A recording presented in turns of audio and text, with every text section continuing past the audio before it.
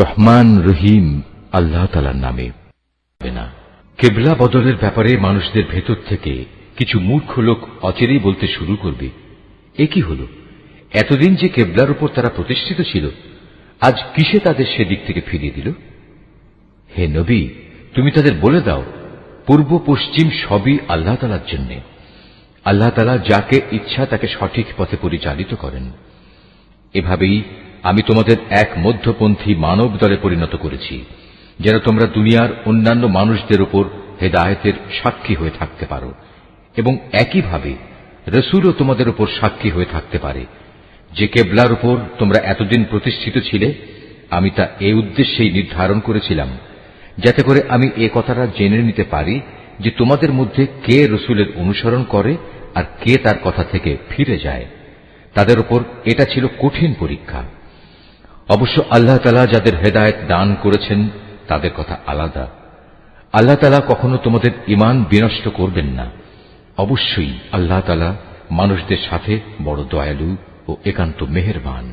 কেবলা পরিবর্তনের জন্য তুমি আকাশের দিকে তাকিয়ে যেভাবে আমার আদেশের অপেক্ষায় থাকতে, তা আমি অবশ্যই দেখতে পেয়েছি। তাই আমি তোমার পছন্দ মতো দিককে কেবলা বানিয়ে দিচ্ছি। এখন থেকে তোমরা এই মর্যাদা সম্পন্ন মসজিদের দিকে ফিরে নামাজ আদায় করতে থাকবে। তোমরা যেখানেই থাকো না কেন, তোমাদের মুখমণ্ডল সেদিকে ফিরিয়ে দেবে। এসব লোক যাদের কাছে আগেই কিতাব নাজিল করা হয়েছিল, তারা ভালো করেই জানো। এ ব্যাপারটা তোমার মালিকের পক্ষ থেকে আসা সম্পূর্ণ একটি সত্য ঘটনা। এ সত্ত্বেও তারা যে আচরণ করে যাচ্ছে, আল্লাহ তাআলা তা থেকে মোটেই অনবহিত নন।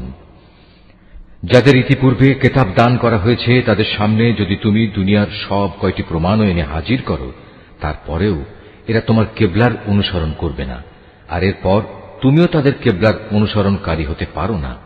তাছাড়া এদের এক দলও তো আরেক দলের কেবলার অনুসরণ করে না। আমার পক্ষ থেকে এই জ্ঞান তোমাদের কাছে পৌঁছার পর তুমি যদি তাদের ইচ্ছা আকাঙ্ক্ষার অনুসরণ করো, তাহলে অবশ্যই তুমি জালেমদের দলে শামিল হয়ে যাবে।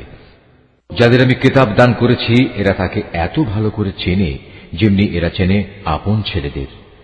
এদের একদল সত্য গোপন করার চেষ্টা করছে, অথচ এরা তো সবকিছু জানে। হে নবী, তুমি তাদের বলো, তোমার মালিকের পক্ষ থেকে এ হচ্ছে একমাত্র সত্য। সুতরাং কোন অবস্থায় তোমরা সন্দেহ পোষণকারীদের দলে শামিল হও না। প্রত্যেক জাতির জন্য ইবাদতের একটা দিক নির্দিষ্ট থাকে, যেদিকে সে জাতি মুখ করে দাঁড়ায়। অতএব তোমরা আসল কল্যাণের দিকে অগ্রসর হবার কাজে একে অপরের সাথে প্রতিযোগিতা করো। তোমরা যেখানেই থাকো না কেন, তিনি তোমাদের সবাইকে একই স্থানে এনে হাজির করবেন। অবশ্যই আল্লাহ তাআলা সব কিছুর উপর ক্ষমতাবান। তুমি যে কোনো স্থান থেকেই বেরিয়ে আসো না কেন, নামাজের জন্য মসজিদে হারামের দিকে মুখ ফেরাও, কেননা এটাই হচ্ছে আল্লাহ তাআলার কাছ থেকে কেবলা সংক্রান্ত সঠিক সিদ্ধান্ত। আর আল্লাহ তাআলা তোমাদের কার্যাবলী সম্পর্কে মোটেই উদাসীন নন। হে নবী, যেদিক থেকেই তুমি বেরিয়ে আসবে নামাজের জন্য, সেখান থেকেই মসজিদে হারামের দিকে মুখ ফিরিয়ে দাঁড়িয়ে যেও। এ সময় যেখানেই তুমি থাকো না কেন, সে কাবার দিকে মুখ ফিরিয়ে নেবে। তাহলে প্রতিপক্ষের লোকদের কাছে তোমাদের বিরুদ্ধে খাড়া করানোর মতো কোনো যুক্তি অবশিষ্ট থাকবে না। তাদের মধ্য থেকে যারা বাড়াবাড়ি করে, তাদের কথা অবশ্য আলাদা। তোমরা এসব ব্যক্তিদের ভয় করো না, তোমরা বরং ভয় করো আমাকে, যাতে করে আমি তোমাদের উপর আমার নিয়ামত পূর্ণ করে দিতে পারি। এর ফলে তোমরাও সঠিক পথের সন্ধান পেতে পারো। এই সঠিক পথের সন্ধান দেওয়ার জন্যই আমি এভাবে তোমাদের কাছে, তোমাদের মাঝ থেকেই একজনকে রাসূল করে পাঠিয়েছি, যে ব্যক্তি প্রথমত তোমাদের কাছে আমার আয়াত পড়ে শোনাবে, দ্বিতীয়ত সে তোমাদের জীবন পরিশুদ্ধ করে দেবে, এবং তৃতীয়ত সে তোমাদের আমার কিতাব ও তার অন্তর্নিহিত জ্ঞান শিক্ষা দেবে। সর্বোপরি সে তোমাদের এমন বিষয়সমূহের জ্ঞান দান করবে যা তোমরা কখনো জানতে না। অতএব এসব অনুগ্রহের জন্য তোমরা আমাকেই স্মরণ করো, তাহলে আমিও তোমাদের স্মরণ করব। তোমরা আমার কৃতজ্ঞতা আদায় করো এবং কখনো তোমরা আমার অকৃতজ্ঞ হইও না। হে মানুষ, তোমরা যারা ঈমান এনেছ, পরম ধৈর্য ও খালেস নামাজের মাধ্যমে তোমরা আমার কাছে সাহায্য প্রার্থনা করো। অবশ্যই আল্লাহ তাআলা ধৈর্যশীল মানুষদের সাথে আছেন। যারা আল্লাহ তাআলার পথে নিহত হয়েছে তাদের তোমরা কখনো মৃত বলো না, বরং তারাই হচ্ছে আসল জীবিত মানুষ। কিন্তু এই বিষয়টির কিছুই তোমরা জানো না। আমি অবশ্যই ঈমানের দাবিতে তোমাদের পরীক্ষা করব। কখনো ভয় ভীতি, কখনো ক্ষুধা অনাহার, কখনো তোমাদের জান মাল ও ফসল আদির ক্ষতি সাধন করে তোমাদের পরীক্ষা করা হবে। যারা ধৈর্যের সাথে এর মোকাবেলা করে, তুমি সে ধৈর্যশীলদের আমার নিয়ামতের সুসংবাদ দান করো। যখনই তাদের সামনে কোনো পরীক্ষা এসে হাজির হয়, তখনই তারা বলে, আমরা তো আল্লাহর জন্যেই, আমাদের তো একদিন আল্লাহর কাছেই ফিরে যেতে হবে। বস্তুত এরা হচ্ছে সেসব ব্যক্তি যাদের উপর রয়েছে তাদের মালিকের পক্ষ থেকে অগণিত রহমত ও অপার করুণা, আর এরাই সঠিক পথ প্রাপ্ত। অবশ্যই সাফা এবং মারওয়া পাহাড় দুটো হচ্ছে আল্লাহ তাআলার নিদর্শনসমূহের অন্যতম। অতএব যদি তোমাদের মধ্যে কোনো লোক হজ কিংবা উমরা আদায় করার ইরাদা করে, তার জন্য এই উভয় পাহাড়ের মাঝে তাওয়াফ করাতে দোষের কিছু নেই। কেননা যদি কোনো ব্যক্তি অন্তরের নিষ্ঠার সাথে কোনো ভালো কাজ করে, তাহলে তারা যেন জেনে রাখে নিঃসন্দেহে আল্লাহ তাআলা কৃতজ্ঞতাপরায়ণ ও প্রভূত জ্ঞানের অধিকারী। মানুষের জন্য যেসব বিধান আমি আমার কিতাবে বর্ণনা করে দিয়েছি, তারপর যারা আমার নাজিল করা সেসব সুস্পষ্ট নিদর্শন সমূহ ও পরিষ্কার পথ নির্দেশ গোপন করে, এরাই হচ্ছে সেসব লোক যাদের উপর আল্লাহ তাআলা অভিসম্পাত করেন। অভিশাপ বর্ষণ করে অন্যান্য অভিশাপকারীরাও, তবে তারা এ কাজ থেকে ফিরে আসবে এবং নিজেদের সংশোধন করে নেবে। খোলাখুলিভাবে তারা সেসব সত্য কথা প্রকাশ করবে যা এতদিন আহলে কিতাবরা গোপন করে আসছিল। এরাই হবে সেসব লোক যাদের উপর আমি দয়া পরবশ হব। আমি পরম ক্ষমাকারী, দয়ালু। যারা কুফরি করেছে এবং এই কাফের অবস্থায় মৃত্যুবরণ করেছে, তাদের উপর আল্লাহর অভিশাপ, ফেরেশতাদের অভিশাপ, সর্বোপরি অভিশাপ সমগ্র মানবকুলের। এই অভিশপ্ত অবস্থা নিয়েই এরা সেখানে চিরদিন থাকবে। শাস্তির মাত্রা এদের উপর থেকে বিন্দু মাত্র কম করা হবে না, তাদের কোন রকম অবকাশও দেয়া হবে না। তোমাদের মাবুদ হচ্ছেন একজন, তিনি ছাড়া দ্বিতীয় কোনো মাবুদ নেই। তিনি দয়ালু, তিনি মেহেরবান। নিঃসন্দেহে আসমান জমিনের সৃষ্টির মাঝে, রাত দিনের এই আবর্তনের মাঝে, মহাসাগরে ভাসমান জাহাজসমূহে যা মানুষের জন্য কল্যাণকর দ্রব্য সামগ্রী নিয়ে ঘুরে বেড়ায়, এর সব কয়টিতে আল্লাহ তাআলার নিদর্শন মজুদ রয়েছে। আরো আছে আল্লাহ তাআলা আকাশ থেকে বৃষ্টি আকারে যা কিছু নাজিল করেন সেই বৃষ্টির পানির মাঝে। ভূমির নির্জীব হওয়ার পর তিনি এ পানি দ্বারা তাতে নতুন জীবন দান করেন। অতঃপর এই ভূখণ্ডে সব ধরনের প্রাণীর তিনি আবির্ভাব ঘটান।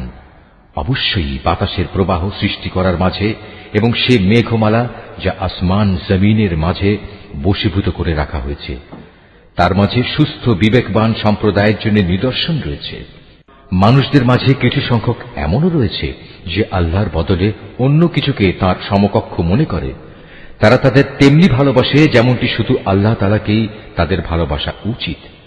আর যারা সত্যিকার অর্থে আল্লাহ তাআলার উপর ঈমান আনে, তারা তো তাকেই সর্বাধিক পরিমাণে ভালোবাসবে। যারা আল্লাহর আনুগত্য না করে বাড়াবাড়ি করছে, তারা যদি আযাব স্বচক্ষে দেখতে পেত, তাহলে এরা বুঝতে পারত আসমান জমিনের সমুদয় শক্তি একমাত্র আল্লাহর জন্যই। শাস্তি দেওয়ার ব্যাপারে তিনি অত্যন্ত কঠোর। সেদিন ভয়াবহ শাস্তি দেখে হতভাগ্য লোকেরা দুনিয়ায় যাদের তারা মেনে চলত, তাদের অনুসারীদের সাথে সম্পর্ক ছেদের কথা বলবে। বলবে, আমরা তো এদের চিনিই না। এদের উভয়ের মধ্যেকার ভঙ্গুর সব সম্পর্ক সেদিন ছিন্ন বিচ্ছিন্ন হয়ে যাবে। এ হতাশাগ্রস্ত অনুসারীরা সেদিন বলবে, আবার যদি একবার আমাদের জন্য পৃথিবীতে ফিরে যাবার সুযোগ থাকত, তাহলে আজ যেমনি করে তারা আমাদের সাথে সম্পর্ক ছেদ করেছে, আমরা সেখানে গিয়ে তাদের সাথে যাবতীয় সম্পর্ক ছেদ করে আসতাম। এভাবেই আল্লাহ তাআলা তাদের সমগ্র জীবনের কর্মকাণ্ডগুলো তাদের সামনে একরাশ লজ্জা ও আক্ষেপ হিসেবে তুলে ধরবেন। তাদের জন্য যে জাহান্নাম নির্ধারিত হয়ে আছে, এরা কখনো সেই জাহান্নাম থেকে বেরিয়ে আসতে পারবে না। হে মানুষ, তোমরা আল্লাহর জমিনে যা কিছু হালাল ও পবিত্র জিনিস আছে তা খাও, এবং হালাল হারামের ব্যাপারে শয়তানের পদাঙ্ক অনুসরণ করো না। কেননা সে হচ্ছে তোমাদের খোলাখুলি দুশমন। শয়তানের কাজ হচ্ছে সে তোমাদের সব সময় পাপ ও অশ্লীল কাজের আদেশ দেয়, যাতে করে আল্লাহ তাআলার নামে তোমরা এমন সব কথা বলতে শুরু করো যা সম্পর্কে তোমরা কিছুই জানো না। তাদের যখন বলা হয় আল্লাহ তাআলা যা কিছু নাজিল করেছেন তোমরা তা মেনে চলো, তারা বলে আমরা তো শুধু সে পথেরই অনুসরণ করব যে পথের উপর আমরা আমাদের বাপ দাদাদের পেয়েছি।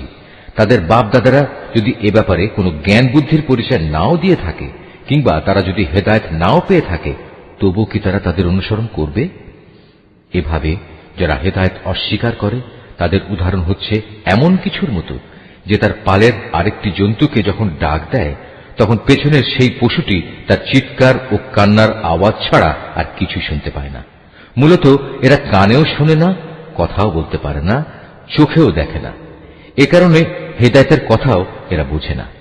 হে মানুষ, তোমরা যারা ঈমান এনেছ, আমি যেসব পাক পবিত্র জিনিস তোমাদের দান করেছি নিঃসংকোচে তা তোমরা খাও এবং এ নিয়ামতের জন্য আল্লাহ তাআলার শুকর আদায় করো। অবশ্য যদি তোমরা হালাল হারামের ব্যাপারে একান্তভাবে শুধু তাঁরই দাসত্ব করো। অবশ্যই তিনি মৃত জন্তুর গোশত, সব ধরনের রক্ত ও শূকরের গোশত হারাম ঘোষণা করেছেন এবং এমন সব জন্তু হারাম করেছেন যা আল্লাহ তাআলা ছাড়া অন্য কারো নামে জবাই কিংবা উৎসর্গ করা হয়েছে। তবে সে ব্যক্তির কথা আলাদা যাকে এজন্য বাধ্য করা হয়েছে। যদি সে ব্যক্তি এমন হয় যে সে আল্লাহর আইনের সীমা লঙ্ঘনকারী হয় না, অথবা যেটুকু হলে জীবনটা বাঁচে তার চেয়ে বেশি ভোগ করে তাতে অভ্যস্ত হয়ে পড়ে না, তাহলে এই অপারগতার সময় হারাম খেলে তার উপর কোনো গুনাহ নেই। অবশ্যই আল্লাহ তাআলা ক্ষমাশীল, তিনি অনেক মেহেরবান।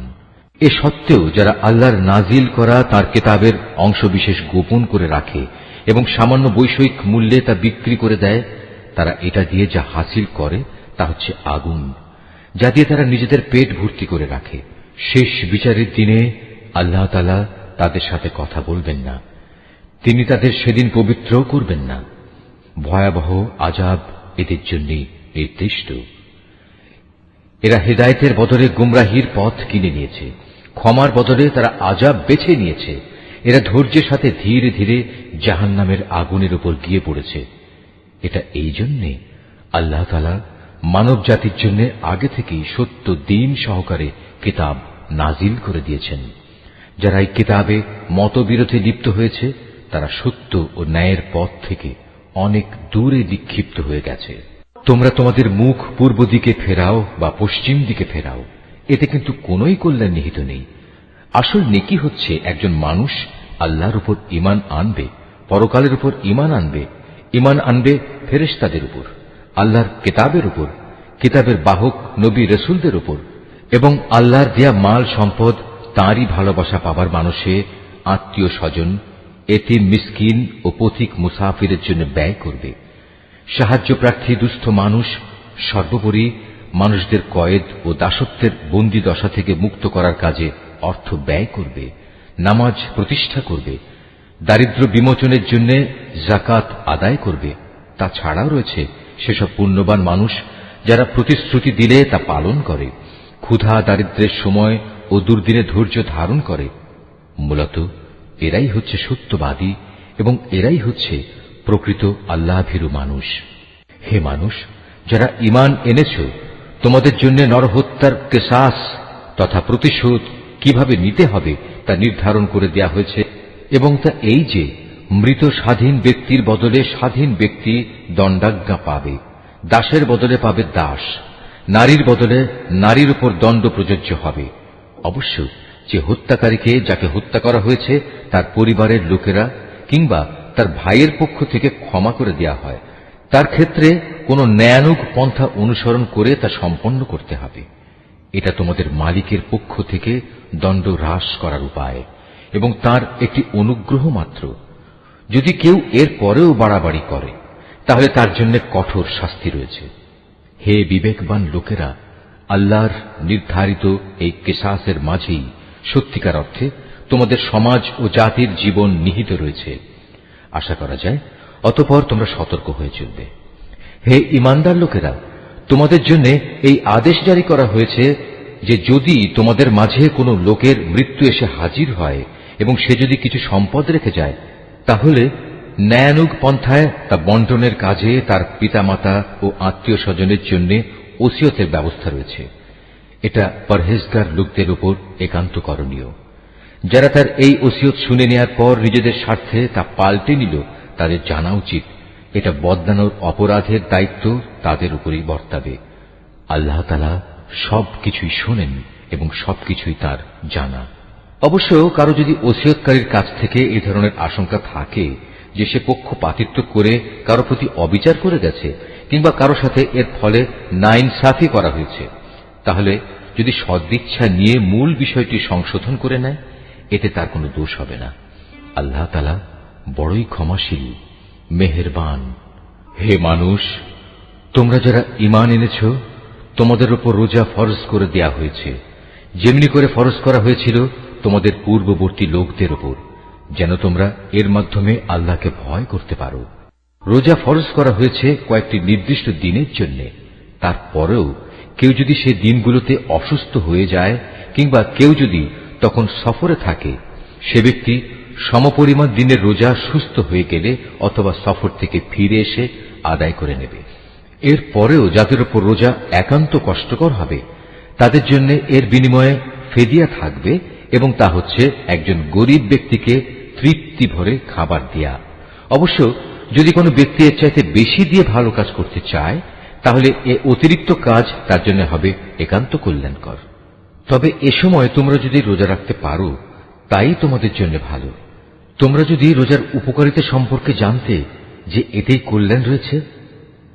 রোজার মাস এমন একটি মাস যাতে কোরআন নাজিল করা হয়েছে, আর এই কোরআন হচ্ছে মানব জাতির জন্য পথের দিশা, সৎ পথের সুস্পষ্ট নিদর্শন, মানুষদের জন্য হক বাতিলের পার্থক্যকারী। অতএব তোমাদের মধ্যে যে ব্যক্তি এ মাসটি পাবে, সে এ মাসে রোজা রাখবে। তবে যদি সে অসুস্থ হয়ে পড়ে কিংবা সফরে থাকে, সে পরবর্তী কোনো সময় গুনে গুনে সেই পরিমাণ দিন পূরণ করে নেবে। এ সুযোগ দিয়ে আল্লাহ তাআলা তোমাদের জীবন আসান করে দিতে চান। আল্লাহ তাআলা কখনোই তোমাদের জীবন কঠোর করে দিতে চান না। আল্লাহর উদ্দেশ্য হচ্ছে তোমরা যেন গুনে গুনে রোজার সংখ্যাগুলো পূরণ করতে পারো। আল্লাহ তাআলা তোমাদের কোরআনের মাধ্যমে জীবন যাপনের যে পদ্ধতি শিখিয়েছেন, তার জন্য তোমরা তাঁর মাহাত্ম্য বর্ণনা করতে এবং তাঁর কৃতজ্ঞতা আদায় করতে পারো। হে নবী, আমার কোন বান্দা যখন তোমাকে আমার ব্যাপারে জিজ্ঞেস করে, তাকে তুমি বলে দিও, আমি তার একান্ত কাছেই আছি। আমি আহ্বানকারীর ডাকে সাড়া দেই যখন সে আমাকে ডাকে। তাই তাদের উচিত আমার আহ্বানে সাড়া দেয়া এবং সম্পূর্ণভাবে আমার উপরই ঈমান আনা। আশা করা যায় এতে করে তারা সঠিক পথের সন্ধান পাবে। রোজার মাসের রাতের বেলায় তোমাদের স্ত্রীদের কাছে যৌন মিলনের জন্য যাওয়া তোমাদের জন্য হালাল করে দেয়া হয়েছে, কারণ তোমাদের নারীরা যেমনি তোমাদের জন্য পোশাক স্বরূপ, ঠিক তোমরাও তাদের জন্য পোশাক সমতুল্য। আল্লাহ তাআলা এটা জানেন। রোজার মাসের রাতের বেলায় স্ত্রী সহবাসের ব্যাপারে তোমরা নানা ধরনের আত্মপ্রতারণার আশ্রয় নিচ্ছিলে, তাই তিনি তোমাদের উপর থেকে কড়াকড়ি শিথিল করে তোমাদের উপর দয়া করলেন এবং তোমাদের মাফ করে দিলেন। এখন তোমরা চাইলে তাদের সাথে সহবাস করতে পারো, এবং এ ব্যাপারে আল্লাহ পাক তোমাদের জন্য যা বিধিবিধান কিংবা সন্তান লিখে রেখেছেন তা সন্ধান করো। রোজার সময় পানাহারের ব্যাপারে আল্লাহর নির্দেশ হচ্ছে, তোমরা পানাহার অব্যাহত রাখতে পারো যতক্ষণ পর্যন্ত রাতের অন্ধকার রেখার ভেতর থেকে ভোরের শুভ্র আলোক রেখা তোমাদের জন্য পরিষ্কার প্রতিভাত না হয়। অতঃপর তোমরা রাতের আগমন পর্যন্ত রোজা পূর্ণ করে নাও। তবে মসজিদে যখন তোমরা এতেকাফ অবস্থায় থাকবে, তখন নারী সম্ভোগ থেকে বিরত থেকো। এই হচ্ছে আল্লাহ তাআলার নির্ধারিত সীমারেখা।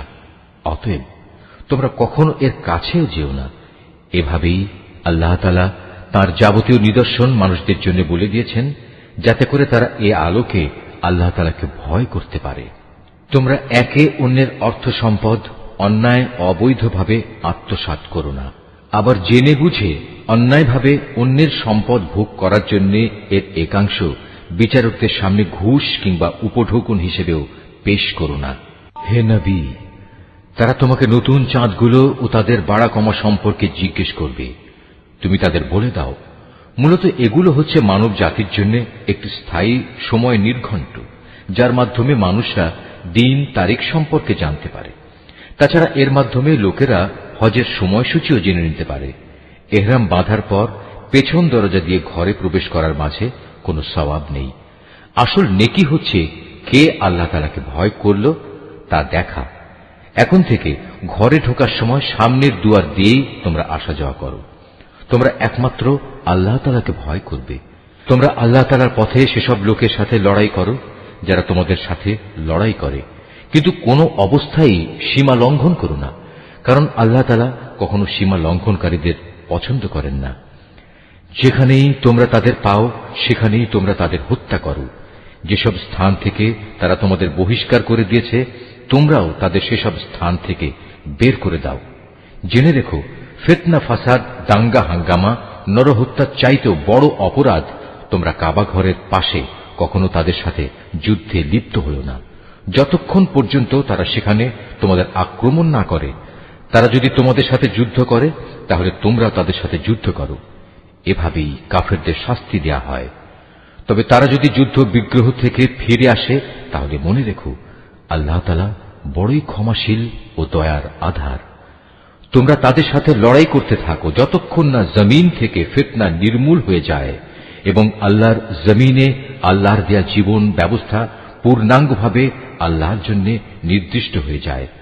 যদি তারা যুদ্ধ থেকে ফিরে আসে তবে তাদের সাথে আর কোনো বাড়াবাড়ি নয়, তবে হ্যাঁ, যারা নিজেরাই জালেম তাদের উপর এটা প্রযোজ্য নয়। একটি সম্মানিত মাসের বদলেই একটি সম্মানিত মাস আশা করা যাবে। প্রয়োজনে এ সম্মানিত মাস সমূহেও প্রতিশোধ ব্যবস্থা বৈধ হবে। এ সময়ে যদি কেউ তোমাদের উপর হস্ত প্রসারিত করে তাহলে তোমরাও তাদের উপর তেমনি হস্ত প্রসারিত করে জবাব দাও। তবে সর্বদাই আল্লাহকে ভয় করতে থাকো। মনে রেখো, যারা অপরাধ থেকে বেঁচে থাকে আল্লাহ তাআলা তাদের সাথে রয়েছেন। আল্লাহর পথে অর্থ সম্পদ ব্যয় করো। অর্থ সম্পদ আঁকড়ে ধরে নিজেদের হাতেই নিজেদের ধ্বংসের অতলে নিক্ষেপ করো না, এবং তোমরা অন্য মানুষদের সাথে দয়া অনুগ্রহ করো। নিশ্চয়ই আল্লাহ তাআলা অনুগ্রহকারী ব্যক্তিদের ভালোবাসেন। আল্লাহ তাআলা সন্তুষ্টির জন্য হজ ও উমরা সম্পন্ন করো। পথে যদি তোমাদের কোথাও বাধা দেয়া হয় তাহলে সে স্থানে কোরবানির জন্য যা কিছু সহজভাবে হাতের কাছে পাওয়া যায় তা দিয়েই কোরবানি আদায় করে নাও। তবে কোরবানির পশু তার নির্দিষ্ট গন্তব্যস্থলে পৌঁছার আগ পর্যন্ত তোমরা তোমাদের মাথা মুন্ডন করো না। যদি তোমাদের মধ্যে কোনো ব্যক্তি অসুস্থ হয়ে পড়ে অথবা যদি তার মাথায় কোনো রোগ থাকে যে কারণে আগেই তার মাথা মুন্ডন করা প্রয়োজন হয়ে পড়ে, তাহলে সে যেন এর বিনিময়ে ফিদিয়া আদায় করে, এবং তা হচ্ছে কিছু রোজা রাখা অথবা অর্থ দান করা কিংবা কোরবানি আদায় করা। অতঃপর তোমরা যখন নিরাপদ হয়ে যাবে তখন তোমাদের কেউ যদি একসাথে হজ ও উমরা আদায় করতে চায় তার উচিত তার সাধ্য অনুযায়ী কোরবানি আদায় করা। যদি কোরবানি করার মতো কোনো পশু সে না পায় তাহলে সে যেন হজের সময়কালে 3টি এবং তোমরা যখন বাড়ি ফিরে আসবে তখন 7টি, সর্বমোট পূর্ণ 10টি রোজা রাখে। এই সুবিধাটুকু শুধু তাদের জন্য যাদের পরিবার পরিজন আল্লাহর ঘরের আশেপাশে বর্তমান নেই। তোমরা আল্লাহকেই ভয় করো। জেনে রাখো, আল্লাহ তাআলা কঠোর আযাব প্রদানকারী বটে। হজের মাসসমূহ একান্ত সুপরিচিত। সে সময়গুলোর মধ্যে যে ব্যক্তি হজ আদায় করার মনস্থ করবে সে যেন জেনে রাখে, হজের ভেতর কোনো যৌন সম্ভোগ নেই, নেই কোনো অশ্লীল গালিগালাজ বা ঝগড়াঝাটি। আর যত ভালো কাজই তোমরা করো আল্লাহ তাআলা অবশ্যই তা জানেন। হজের নিয়ত করলে এর জন্য তোমরা পাথেয় জোগাড় করে নেবে, যদিও আল্লাহর ভয়টাই হচ্ছে মানুষের সর্বোৎকৃষ্ট পাথেয়। অতএব হে বুদ্ধিমান মানুষরা, তোমরা আমাকেই ভয় করো। হজের এ সময়গুলোতে যদি তোমরা আল্লাহর অনুগ্রহ তালাশ করতে গিয়ে কোনো অর্থনৈতিক ফায়দা হাসিল করতে চাও তাতে তোমাদের কোনোই দোষ নেই। অতঃপর তোমরা যখন আরাফাতের ময়দান থেকে ফিরে আসবে তখন মুজদালিফায় মাশআরে হারামের কাছে এসে আল্লাহকে স্মরণ করবে, ঠিক যেমনি করে আল্লাহ তাআলা তোমাদের তাকে ডাকার পথ বলে দিয়েছেন তেমনি করে তাকে স্মরণ করবে। ইতিপূর্বে তোমরা আসলেই পথভ্রষ্টদের দলে শামিল ছিলে। তারপর তোমরা সে স্থান থেকে ফিরে এসো যেখান থেকে অন্য হজ পালনকারী ব্যক্তিরা ফিরে আসে। নিজেদের ভুল ভ্রান্তির জন্য আল্লাহ তাআলার কাছে ক্ষমা প্রার্থনা করো। নিঃসন্দেহে আল্লাহ তাআলা গুনাহ খাতা মাফ করে দেন, তিনি বড়ই দয়ালু। তোমরা তোমাদের হজের যাবতীয় আনুষ্ঠানিকতা শেষ করে নেবে, তখন এখানে বসে আগের দিনে যেভাবে তোমরা তোমাদের পূর্বপুরুষদের গৌরবের কথা স্মরণ করতে, তেমনি করে বরং তার চেয়ে বেশি পরিমাণে এখন আল্লাহকে স্মরণ করো। মানুষদের ভেতর থেকে একদল লোক বলে, হে আমাদের মালিক, সব ভালো জিনিস তুমি আমাদের এই দুনিয়াতেই দিয়ে দাও। বস্তুত যারা এ ধরনের কথা বলে তাদের জন্য পরকালে আর কোনো পাওনাই বাকি থাকে না। আবার এ মানুষদেরই আর একদল বলে, হে আমাদের প্রতিপালক, এ দুনিয়ায়ও তুমি আমাদের কল্যাণ দান করো, পরকালেও তুমি আমাদের কল্যাণ দাও, সর্বোপরি তুমি আমাদের আগুনের আযাব থেকে নিষ্কৃতি দাও। এ ধরনের লোকদের তাদের নিজ নিজ উপার্জন মোতাবেক তাদের যথার্থ হিস্সা রয়েছে। আল্লাহ তাআলাই হচ্ছেন দ্রুত হিসাব গ্রহণকারী। হাতে গোনা হজের এ কয়টি দিনে বেশি পরিমাণে আল্লাহকে স্মরণ করো।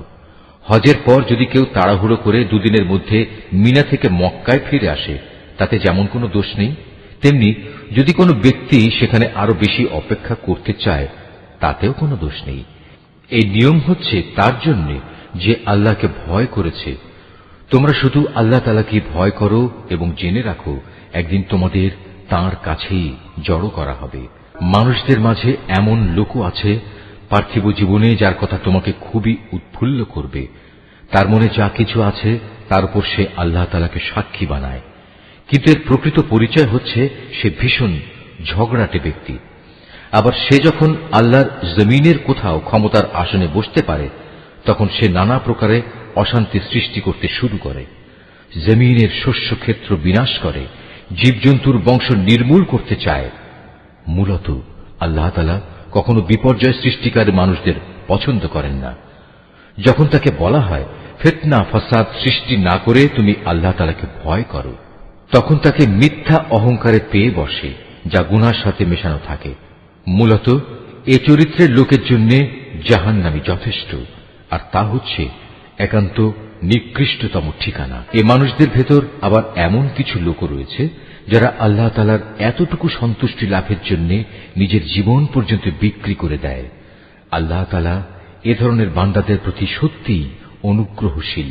হে ঈমানদার লোকেরা, তোমরা পুরোপুরি ইসলামের ছায়াতলে এসে যাও এবং কোনো অবস্থায় অভিশপ্ত শয়তানের পদাঙ্ক অনুসরণ করো না, কেননা শয়তান হচ্ছে তোমাদের প্রকাশ্যতম দুশমন। আল্লাহ তাআলার পক্ষ থেকে এসব সুস্পষ্ট নিদর্শন তোমাদের কাছে এসে যাওয়ার পরও যদি তোমাদের পদস্খলন হয়, তাহলে নিশ্চিত জেনে রাখো আল্লাহ তাআলা মহাবিজ্ঞ ও পরাক্রমশালী। তারা কি সেদিনের অপেক্ষা করছে যখন আল্লাহ তাআলা স্বয়ং তার ফেরেশতা সহ মেঘের ছায়া দিয়ে এখানে আসবেন এবং তখন তাদের ভাগ্যের চূড়ান্ত ফয়সালা হয়ে যাবে। সব কয়টি ব্যাপার সর্বশেষে তাঁর কাছেই উপনীত হবে। তুমি বনী ইসরায়েলদের জিজ্ঞেস করো, কি পরিমাণ সুস্পষ্ট নিদর্শন আমি তাদের দান করেছি। আমি তাদের বলেছি, যার কাছে হেদায়েতের নিয়ামত আসার পর সে নিজে তা বদলে ফেলে, তার জন্য আল্লাহ তাআলা কঠোর শাস্তি দানকারী। যারা আল্লাহ তাআলাকে অস্বীকার করেছে তাদের জন্য তাদের এ পার্থিব জীবনটা খুব লোভনীয় করে সাজিয়ে রাখা হয়েছে। এরা ঈমানদার ব্যক্তিদের বিদ্রূপ করে, অথচ এই ঈমানদার ব্যক্তি যারা আল্লাহ তাআলাকে ভয় করেছে, শেষ বিচারের দিন তাদের মর্যাদা এদের তুলনায় অনেক বেশি হবে। আল্লাহ তাআলা যাকে চান তাকে অপরিমিত রিজিক দান করেন। একসময় সব মানুষ একই উম্মতের অন্তর্ভুক্ত ছিল, পরে এরা নানা দলে উপদলে বিভক্ত হয়ে তাদের স্রষ্টাকেই ভুলে গেল। তখন আল্লাহ তাআলা সঠিক পথের অনুসারীদের সুসংবাদবাহী আর গুনাহগারদের জন্য আযাবের সতর্ককারী হিসেবে নবীদের পাঠালেন। তিনি সত্যসহ গ্রন্থ নাজিল করলেন, যেন তা মানুষদের এমন পারস্পরিক বিরোধ সমূহের চূড়ান্ত ফয়সালা করতে পারে যে ব্যাপারে তারা মতবিরোধ করে। তাদের কাছে সুস্পষ্ট হেদায়েত পাঠানো সত্ত্বেও তারা পারস্পরিক বিদ্রোহ ও বিদ্বেষ সৃষ্টির জন্য মতবিরোধ করেছে। অতঃপর আল্লাহ তাআলা তাদের সবাইকে স্বীয় ইচ্ছায় সেই সঠিক পথ দেখালেন, যার ব্যাপারে ইতিপূর্বে তাদের মধ্যে মতবিরোধ সৃষ্টি হয়েছিল। আল্লাহ তাআলা যাকে চান তাকে সঠিক পথ দেখান। তোমরা কি মনে করে নিয়েছো যে তোমরা এমনি এমনি বেহেশতে চলে যাবে? এখনো পূর্ববর্তী নবীদের অনুসারীদের বিপদের মতো কিছুই তোমাদের উপর নাজিল হয়নি। তাদের উপর বহু ধরনের বিপর্যয় ও সংকট এসেছে। কঠোর নির্যাতনে তারা নির্যাতিত হয়েছে, কঠিন নিপীড়নে তারা শিহরিত হয়ে উঠেছে। এমনকি স্বয়ং আল্লাহর নবী ও তার সঙ্গী সাথীরা অত্যাচারে অতিষ্ঠ হয়ে এক পর্যায়ে এই বলে আর্তনাদ করে উঠেছে, আল্লাহ তাআলার সাহায্য কবে আসবে? আল্লাহ তাআলা তাঁর প্রিয়জনদের সান্ত্বনা দিয়ে বললেন, অবশ্যই আল্লাহ তাআলার সাহায্য অতি নিকটে। তারা তোমার কাছে জানতে চাইবে তারা কি কি খাতে খরচ করবে। তুমি তাদের বলে দাও, যা কিছুই তোমরা তোমাদের পিতামাতার জন্য, আত্মীয় স্বজনদের জন্য, এতিম অসহায় মিসকিনদের জন্য এবং মুসাফিরদের জন্য খরচ করবে, তাই আল্লাহ তাআলা গ্রহণ করবেন। যা ভালো কাজ তোমরা করবে আল্লাহ তাআলা তা অবশ্যই জানতে পারবেন। সত্য প্রতিষ্ঠা ও অসত্য নির্মূল করার জন্য যুদ্ধ তোমাদের উপর ফরজ করে দেয়া হয়েছে, আর এটাই তোমাদের ভালো লাগে না। কিন্তু তোমাদের জেনে রাখা উচিত, এমন কোন জিনিস তো থাকতে পারে যা তোমাদের ভালো লাগে না, অথচ তাই তোমাদের জন্য কল্যাণকর। আবার একইভাবে এমন কোন জিনিস যা তোমাদের খুবই ভালো লাগবে, কিন্তু পরিণামে তা হবে তোমাদের জন্য খুবই ক্ষতিকর। আল্লাহ তাআলাই সব চাইতে ভালো জানেন, তোমরা কিছুই জানো না। সম্মানিত মাস ও তাতে যুদ্ধ করা সম্পর্কে তারা তোমাকে জিজ্ঞেস করবে। তুমি তাদের বলে দাও, এই মাসে যুদ্ধ বিগ্রহ করা অনেক বড় গুনার কথা, কিন্তু আল্লাহর কাছে এর চাইতে বড় গুনাহ হচ্ছে আল্লাহর পথ থেকে মানুষদের ফিরিয়ে রাখা, আল্লাহকে অস্বীকার করা, খানায়ে কাবার দিকে যাওয়ার পথ রোধ করা ও সেখানকার অধিবাসীদের সেখান থেকে বের করে দেয়া। আর আল্লাহ দ্রোহিতার ফিতনা, ফাসাদ, হত্যাকাণ্ডের চাইতেও অনেক বড় অন্যায়। এ কারণেই এরা তোমাদের সাথে এ মাসসমূহে লড়াই বন্ধ করে দেবে বলে তুমি ভেবো না। তারা তো পারলে বরং তোমাদের সবাইকে তোমাদের ইসলামী জীবন বিধান থেকেও ফিরিয়ে নিতে চাইবে। যদি তোমাদের কোনো ব্যক্তি তার দ্বীন থেকে ফিরে যায়, অতঃপর সে মৃত্যু মুখে পতিত হয় এমন অবস্থায় যে সে সুস্পষ্ট কাফের ছিল, তাহলে তারাই হবে সে লোক যাদের যাবতীয় কর্মকাণ্ড দুনিয়া আখিরাতে বিফলে যাবে, আর এরাই হবে জাহান্নামের অধিবাসী। সেখানে তারা চিরদিন থাকবে। যারা ঈমান এনেছে, যারা হিজরত করেছে এবং আল্লাহর পথে জিহাদ করেছে, তারাই আল্লাহ তাআলার পক্ষ থেকে অনুগৃহীত হবার আশা করতে পারে। আল্লাহ তাআলা ক্ষমাশীল, অত্যন্ত দয়ালু। হে নবী, এরা তোমাকে মদ ও জুয়া সম্পর্কে জিজ্ঞেস করবে। তুমি তাদের বলে দাও, এ দুটো জিনিসের মধ্যে অনেক বড় ধরনের পাপ রয়েছে। যদিও মানুষের জন্য এর কিছু কিছু ব্যবসায়িক উপকারিতাও রয়েছে, কিন্তু এ উভয়ের ধ্বংসকারী গুনাহ তার ব্যবসায়িক উপকারিতার চাইতে অনেক বেশি। তারা তোমাকে এও জিজ্ঞেস করে তারা নেক কাজে কি কি খরচ করবে। তুমি তাদের বলো, দৈনন্দিন প্রয়োজন পূরণের পর যা অতিরিক্ত তাই। আল্লাহ তাআলা এভাবে তোমাদের জন্য তাঁর আয়াতসমূহ খুলে খুলে বলে দেন, যাতে করে তোমরা এ নিয়ে চিন্তা ভাবনা করতে পারো। এ নির্দেশ তোমাদের ইহকাল ও পরকালের কল্যাণের জন্যই। তোমাকে তারা এতিমদের ব্যাপারে জিজ্ঞেস করবে। তুমি বলো, তাদের জন্য গৃহীত সব পন্থাই উত্তম, যদি তোমরা তোমাদের ধন সম্পদ তাদের সাথে মিশিয়ে ফেলো, তাতে কোনো দোষ নেই, কারণ তারা তো তোমাদেরই ভাই। আর আল্লাহ তাআলা এটা ভালো করেই জানেন কে ন্যায়ানুগ পন্থায় আছে আর কে ফাসাদি স্বভাবের লোক। আল্লাহ তাআলা চাইলে এ ব্যাপারে আরো অধিক কড়াকড়ি আরোপ করতে পারতেন। নিঃসন্দেহে আল্লাহ তাআলা ক্ষমতাবান এবং কুশলীও। তোমরা কখনো কোনো মুশরিক নারী বিয়ে করো না যতক্ষণ না তারা ঈমান আনে। মনে রেখো, একজন মুসলমান দাসীও একজন ঐতিহ্যবাহী মুশরিক নারীর চাইতে উত্তম, যদিও এ মুশরিক নারীটি তোমাদের বেশি ভালো লাগে। হে মুসলিম মহিলারা, তোমরা কখনো কোনো মুশরিক পুরুষদের বিয়ে করো না যতক্ষণ না তারা আল্লাহর উপর ঈমান আনে, কেননা একজন ঈমানদার দাসও একজন উঁচু খানদানের মুশরিক ব্যক্তির চাইতে ভালো, যদিও এ মুশরিক ব্যক্তিটি তোমাদের ভালো লাগে। আসলে এরা তোমাদের জাহান্নামের আগুনের দিকেই ডেকে নেবে। আর আল্লাহ তাআলা হামেশাই তার মুমিন বান্দাদের তার আদেশ বলে জান্নাত ও ক্ষমার দিকে আহ্বান জানান, এবং এজন্যে তিনি তার আয়াতসমূহ মানুষদের কাছে স্পষ্ট করে বর্ণনা করেন, যাতে করে তারা উপদেশ গ্রহণ করতে পারে। হে নবী, তারা তোমার কাছ থেকে মহিলাদের মাসিক ঋতুকাল ও এ সময়ে তাদের সাথে দৈহিক মিলন সম্পর্কে জানতে চাইবে। তুমি তাদের বলো, আসলে মহিলাদের এ সময়টা হচ্ছে একটি অপবিত্র ও কষ্টকর অবস্থা। কাজেই ঋতুস্রাবকালে তাদের সঙ্গ বর্জন করবে এবং তোমরা দৈহিক মিলনের জন্য তাদের কাছে যেও না, যতক্ষণ না তারা পুনরায় পবিত্র হয়। অতঃপর তারা যখন পুরো পাক সাফ হয়ে যায় তখন তোমরা তাদের কাছে যাও। দৈহিক মিলনের যে পদ্ধতি আল্লাহ তাআলা শিখিয়ে দিয়েছেন সেভাবে যাবে। আল্লাহ তাআলা অবশ্যই সেসব লোকদের ভালোবাসেন যারা আল্লাহর দিকেই ফিরে আসে এবং যারা পাক পবিত্রতা অবলম্বন করে।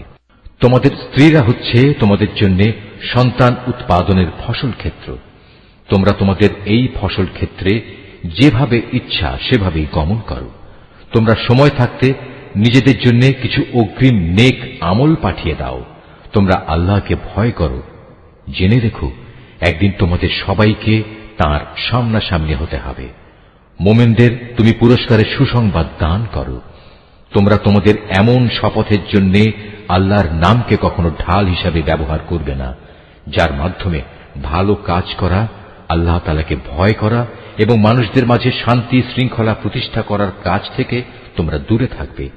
কারণ আল্লাহ তাআলা তোমাদের সবকিছুই শোনেন এবং সব কথাই তিনি জানেন। আল্লাহ তাআলা তোমাদের নিরর্থক শপথের জন্য কখনো পাকড়াও করবেন না, তবে তিনি অবশ্যই সেসব শপথের ব্যাপারে তোমাদের জিজ্ঞাসাবাদ করবেন, যা তোমরা আন্তরিকভাবে সম্পন্ন করো। বস্তুত আল্লাহ তাআলা বড় ক্ষমাশীল ও ধৈর্যশীল। যেসব লোক নিজ স্ত্রীদের কাছে যাবে না বলে কসম করেছে, তাদের এ ব্যাপারে মনস্থির করার জন্য 4 মাসের অবকাশ রয়েছে।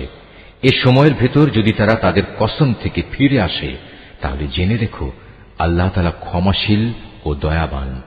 আর তারা যদি এ সময়ের ভেতর তালাক দেওয়ার সিদ্ধান্ত করে, তাহলে তারা যেন জেনে রাখে আল্লাহ তাআলা সব শোনেন, জানেন। তালাকপ্রাপ্তা মহিলারা যেন 3টি মাসিক ঋতু অথবা ঋতু থেকে পবিত্র থাকার 3টি মুদ্দত পর্যন্ত নিজেদের পুনরায় বিয়ের বন্ধন থেকে দূরে রাখে। তাদের গর্ভে আল্লাহ তাআলা যা কিছু সৃষ্টি করেছেন তা গোপন করা কোনো অবস্থায় তাদের পক্ষে ন্যায়সঙ্গত হবে না, যদি তারা আল্লাহর উপর এবং পরকালের উপর ঈমান আনে। এ সময়ের ভেতর তাদের ফিরিয়ে নেয়ার ব্যাপারে তাদের স্বামীরা অবশ্য বেশি অধিকারী, যদি তারা উভয়ে পরস্পর মিলেমিশে চলতে চায়। পুরুষদের উপর নারীদের যেমন ন্যায়ানুগ অধিকার রয়েছে, তেমনি রয়েছে নারীদের উপর পুরুষের অধিকার। পারিবারিক ভরণ পোষণের দায়িত্বের কারণে তাদের উপর পুরুষের মর্যাদা একমাত্রা বেশি রয়েছে। আল্লাহ তাআলা বিপুল ক্ষমতার মালিক, তিনি পরম কুশলী। তালাক 2 বার মাত্র উচ্চারণ করা যেতে পারে। তৃতীয়বারের আগেই হয় সম্মান মর্যাদার সাথে তাকে ফিরিয়ে আনতে হবে, অথবা সহৃদয়তার সাথে তাকে চলে যেতে দেবে। তোমাদের জন্য এটা কোনো অবস্থায় ন্যায়সঙ্গত নয় যে বিয়ের আগে যা কিছু তোমরা তাদের দিয়েছ তা তাদের থেকে ফিরিয়ে নেবে। তবে আল্লাহর নির্দিষ্ট সীমারেখার ভেতরে থেকে স্বামী স্ত্রী একত্রে জীবন কাটাতে পারবে না এমন আশঙ্কা যদি দেখা দেয়, তখন আলাদা হয়ে যাওয়াটাই উত্তম। এমন অবস্থায় যদি তোমাদের ভয় হয় যে এরা আল্লাহর বিধানের গণ্ডির ভেতর থাকতে পারবে না, তাহলে স্ত্রী যদি স্বামীকে কিছু বিনিময় দেয় এবং তা দিয়ে বিচ্ছেদ ঘটিয়ে নেয়, তাহলে তাদের উভয়ের উপর এটা কোনো দূষণীয় বিষয় হবে না। জেনে রাখো, এটা হচ্ছে আল্লাহর নির্ধারিত সীমারেখা, তা কখনো অতিক্রম করো না। আর যারা আল্লাহর দেয়া সীমারেখা লঙ্ঘন করে তারা হচ্ছে সুস্পষ্ট জালেম। যদি সে তাকে তালাক দিয়েই দেয়, তাহলে তারপর এ স্ত্রী তার জন্য আর বৈধ হবে না।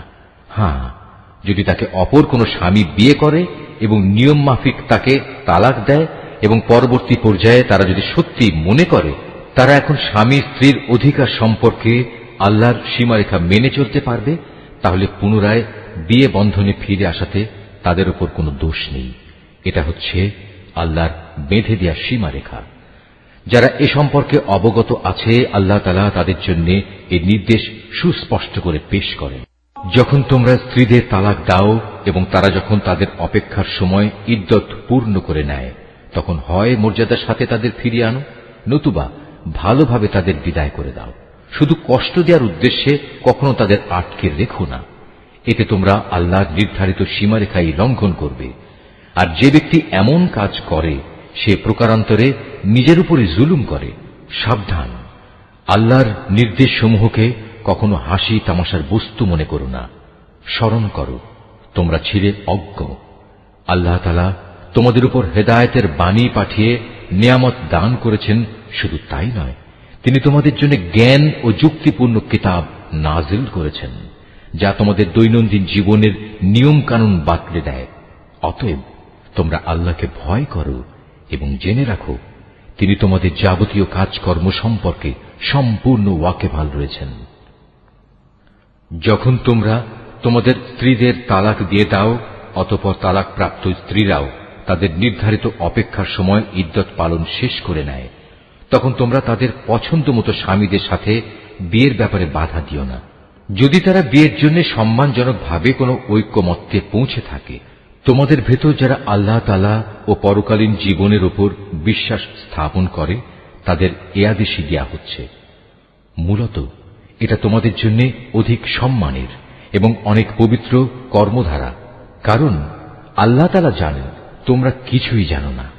মায়েদের পুরো 2 বছরই সন্তানকে বুকের দুধ খাওয়ানো উচিত। এ নিয়ম তার জন্যে যে চায় সন্তানের দুধ খাওয়ানো পুরো মাত্রায় আদায় করুক। সন্তানের পিতা দুধ খাওয়ানোর জন্য মায়েদের সম্মানজনক ভরণ পোষণ সুনিশ্চিত করবে। কোন ব্যক্তির উপর তার সাধ্যাতীত বোঝা চাপিয়ে দেওয়া যাবে না। পিতার সঙ্গতির কথা ভাবতে গিয়ে দেখতে হবে মায়েরাও যেন আবার নিজ সন্তান নিয়ে বেশি কষ্টে না পড়ে যায়, এবং পিতাকেও যেন সন্তান জন্ম দেওয়ার কারণে অযথা কষ্টে পড়ে যেতে না হয়, সেটাও খেয়াল রাখতে হবে। সন্তানের পিতার অবর্তমানে তার উত্তরাধিকারীদের উপর সন্তানের জন্মদাত্রী মায়ের অধিকার এভাবেই বহাল থাকবে। তবে কোন পর্যায়ে পিতামাতা যদি পারস্পরিক সম্মতি ও পরামর্শের ভিত্তিতে আগেভাগেই সন্তানের দুধ ছাড়িয়ে নিতে চায়, তাতেও তাদের উপর কোনো দোষের কিছু নেই। তোমরা যদি নিজেদের বদলে অন্য কাউকে সন্তানের দুধ খাওয়ানোর জন্য নিয়োগ করতে চাও, এবং যদি দুগ্ধদাত্রীর পাওনা যথাযথভাবে বুঝিয়ে দেয়া হয়, তাতেও কোনো গুনাহ নেই। সর্বাবস্থায় আল্লাহ তাআলাকে ভয় করো এবং জেনে রেখো তোমরা যা কিছুই করো আল্লাহ তাআলা তার সব কিছুই দেখতে পান। তোমাদের মধ্যে যারা মৃত্যু মুখে পতিত হয় এবং তারা যদি তাদের স্ত্রীদের জীবিত রেখে যায়, সে অবস্থায় স্ত্রীরা যদি বিয়ে করতে চায়, তাহলে তারা তাদের নিজেদের 4 মাস 10 দিন পর্যন্ত সময় বিয়ে থেকে বিরত থাকবে। অপেক্ষার এ সময়টুকু যখন তারা পূরণ করে নেবে, তখন নিজেদের বিয়ের ব্যাপারে তারা ন্যায়ানুগ পন্থায় যা ইচ্ছা তাই করতে পারবে, এবং এ বিষয়টিতে তাদের উপর কোনো গুনাহ নেই। মূলত তোমরা যে যাই করো না কেন আল্লাহ তাআলা সব কাজেরই খবর রাখেন। এমনকি সে অপেক্ষার সময় শেষ হওয়ার আগেও তোমরা কেউ যদি তাকে বিয়ে করার জন্য পয়গাম পাঠাও, কিংবা তেমন কোনো ইচ্ছা যদি তোমরা নিজেদের মনের ভেতর লুকিয়েও রাখো, তাতেও তোমাদের উপর কোনো দোষ নেই। কেননা আল্লাহ তাআলা এটা ভালো করেই জানেন তাদের কথা অবশ্যই তোমরা বারবার মনে করবে। কিন্তু সাবধান, আড়ালে আপনাদের থেকে গোপনে তাদের বিয়ের কোনো প্রতিশ্রুতি দিও না। তাদের সাথে কখনো তোমাদের কথা বলতে হলে তা বলবে সম্মানজনক পন্থায়, আর ইদ্যত অপেক্ষার শরীয়ত সম্মত সময় শেষ হবার আগে কখনো তার সাথে বিয়ের সংকল্প করো না। জেনে রেখো তোমাদের মনের সব ইচ্ছা অভিসন্ধির কথা কিন্তু আল্লাহ তাআলা ভালো করেই জানেন। অতএব তোমরা একমাত্র তাঁর থেকেই সতর্ক হও, এবং একথাও জেনে রেখো আল্লাহ তাআলা অত্যন্ত ধৈর্যশীল, মহান ক্ষমাশীল। স্ত্রীদের শারীরিকভাবে স্পর্শ করা কিংবা তাদের জন্য মোহরের কোনো অঙ্ক নির্ধারণের আগেই যদি তোমরা তাদের তালাক দাও, তাতে শরীয়তের দৃষ্টিতে তোমাদের উপর কোনো গুনাহ নেই। এ পরিস্থিতিতে মোহরের কোনো অঙ্ক নির্ধারিত না হলেও তাদের ন্যায়ানুগ পন্থায় কিছু পরিমাণ অর্থ আদায় করে দেবে। ধনী ব্যক্তির উপর থাকবে নিজ ক্ষমতা অনুযায়ী, এবং গরিব ব্যক্তির উপর থাকবে তার সঙ্গতি অনুযায়ী। এটা নেককার লোকদের উপর আরোপিত স্ত্রীদের একটি অধিকার বটে। যদি এমন হয় তোমরা তাদের শারীরিকভাবে স্পর্শ করনি, কিন্তু মোহরের অঙ্ক নির্ধারিত করে নিয়েছ, এমতাবস্থায় যদি তোমরা তাদের তালাক দাও, তাহলে তাদের জন্য থাকবে নির্ধারিত মোহরের অর্ধেক পরিমাণ, যা আদায় করে দিতে হবে। হ্যাঁ, তালাকপ্রাপ্তা স্ত্রী নিজের থেকে যদি তোমাদের তা মাফ করে দেয়, কিংবা যে স্বামীর হাতে বিয়ের বন্ধন রয়েছে সে যদি স্ত্রীকে নির্দিষ্ট পরিমাণের বেশি দিয়ে অনুগ্রহ দেখাতে চায়, তাহলে তা হবে আল্লাহ ভীতিরও একান্ত কাছাকাছি। কখনো একে অপরের প্রতি দয়া ও সহৃদয়তা দেখাতে ভুলো না, কারণ তোমরা কে কি কাজ করো তার সবকিছুই আল্লাহ তাআলা পর্যবেক্ষণ করছেন। তোমরা নামাজ সমূহের উপর গভীরভাবে যত্নবান হও, বিশেষ করে মধ্যবর্তী নামাজ, এবং আল্লাহর জন্য বিনীতভাবে দাঁড়িয়ে থাকো। অতঃপর যদি তোমরা ভীতিপ্রদ কোনো অবস্থার সম্মুখীন হও, তখন প্রয়োজনে তোমরা নামাজ পড়বে পায়ের উপর দাঁড়িয়ে কিংবা সওয়ারের উপর থাকা অবস্থায়। তারপর তোমরা যখন নিরাপদ হয়ে যাবে, তখন আল্লাহ তাআলাকে স্মরণ করো, যেভাবে আল্লাহ তাআলা তাকে স্মরণ করার নিয়ম শিখিয়েছেন, যার কিছুই তোমরা ইতিপূর্বে জানতে না। তোমাদের মধ্যে থেকে যদি কেউ মৃত্যুমুখে পতিত হয় এবং সে বিধবা স্ত্রীদের রেখে যায়, তার উত্তরসূরিদের জন্য তার ওসিয়ত থাকবে যেন তারা 1 বছর পর্যন্ত তাদের স্ত্রীদের ব্যয়ভার বহন করে। কোনো অবস্থায় যেন তার ভিটে মাটি থেকে তাকে বের করে দেয়া না হয়।